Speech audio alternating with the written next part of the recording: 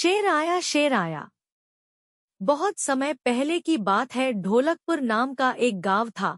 उस गांव में देबू नाम का एक चरवाहा रहता था। देबू के पास बहुत सारी बकरियां थी, जिनको चराने के लिए वो रोज सुबह जंगल ले जाता और शाम तक वापस लेके आता। बकरियां अपना घास खाती और देबू अपने मनोरंजन के लिए नए नए उपाय निकालता था। इस बार देबू ने सोचा क्यों ना गांव वालों के साथ ही कोई शरारत की जाए। फिर देबू ने कुछ देर सोचा और अचानक जोर जोर से चिल्लाने लगा, बचाओ बचाओ, शेर आ गया, शेर आ गया।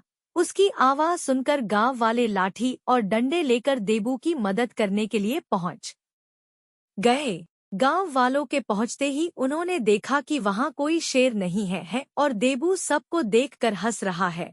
तभी गांव वालों के पूछने पर देबू ने कहा वो तो मजाक कर रहा था।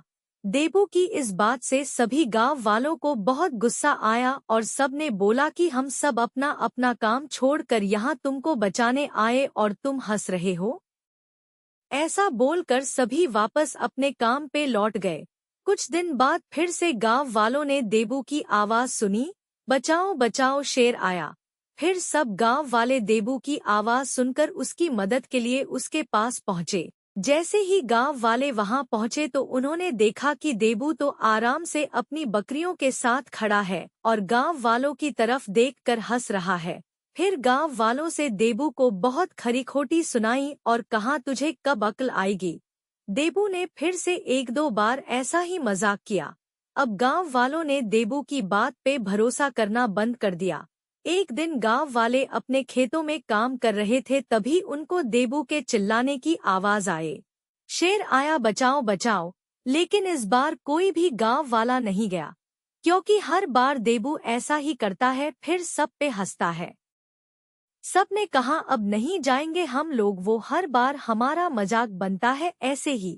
देबू चिल्ला रहा था कि कोई तो मेरी मदद के लिए आओ, नहीं तो ये शेर मेरी सारी बकरियां खा जाएगा। लेकिन इस बार कोई नहीं आया देबू के मदद करने के लिए और शेर एक एक करके सारी बकरियां खा गया। यह देख देबू रोने लगा। जब देर रात तक भी देबू घर नहीं पहुंचा तो उसके परिवार वाले और गांव के लोग उसे ढूंढने जंगल पहुंचे। जब सब वहां पहुंचे तो उन्होंने देखा कि देबू पेड़ पर बैठकर रो रहा था। गांव वालों ने देबू को पेड़ से उतारा और उससे पूछा कि क्या हुआ। तब देबू बोला, आज मेरी जान बच गई, लेकिन मेरी सारी बकरियां शेर ने खा ली।